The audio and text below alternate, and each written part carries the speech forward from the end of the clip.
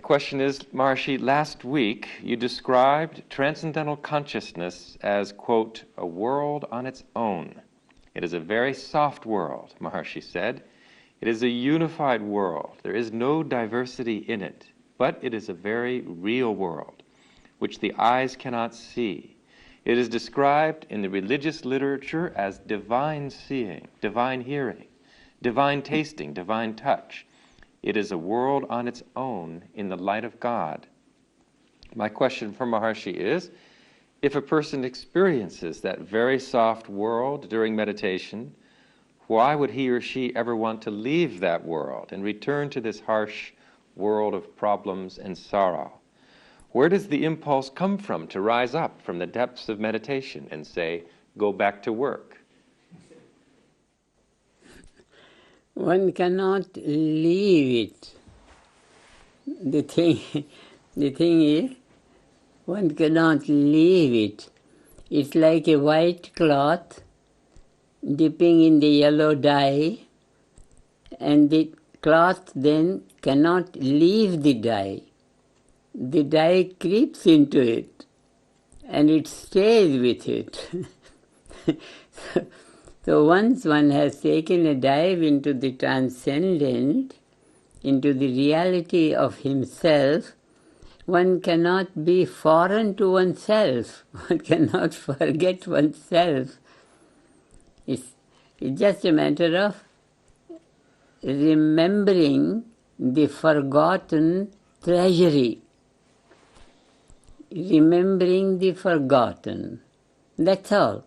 One can't leave it.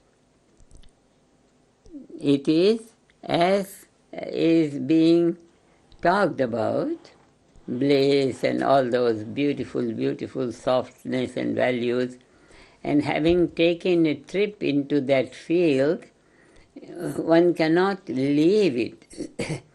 It is one's own, it's one's own intelligence, one's own energy. It gets soaked into one's own awareness. So one can't get rid one can't get rid of it. It can't be forgotten. It's our own treasury. Once you remember it, you can't forget. You can't forget it. Huh? You can only use it. You can only use it. You can only use it. It has always been the case, always has been the case, that one, having had a peep into it, one gets caught up into it. One gets caught up into it. It's a very beautiful, very delightful thing. And everyone experiences it at some time or the other, because it's one's own nature. Only the education has not been to reveal it.